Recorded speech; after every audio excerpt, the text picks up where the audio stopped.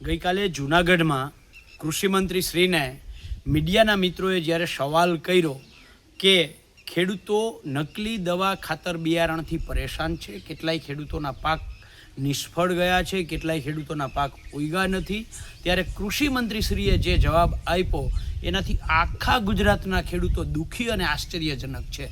કૃષિમંત્રીશ્રીએ કહ્યું કે આ બાબતે હું અજાણ છું, મારા ધ્યાનમાં નથી. ત્યારે સવાલ એ થાય છે કે રાજ્યના કૃષિમંત્રીશ્રી અને આખી સરકાર શું નિંદ્રાધીન છે કે આખી સરકારને અગાઉ મેં જેમ કહ્યું હતું એમ કૃષિમંત્રી અને રાજ્યના ખેતી નિયામક સરકારને બદનામ કરવાનું ષડયંત્ર કરે છે.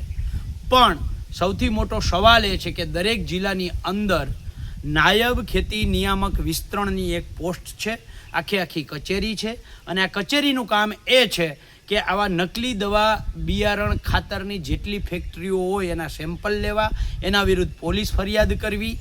પણ આ નાયબ ખેતી નિયામક વિસ્તરણ જાણે સરકાર વતી, જાણે ભાજપ વતી આ નકલી દવા બિયારણ ખાતર ઉત્પન્ન કરતા દરેક ફેક્ટરી માલિકો પાસેથી હપ્તા ઉઘરાવી અને કમલમ સુધી પહોંચાડે છે.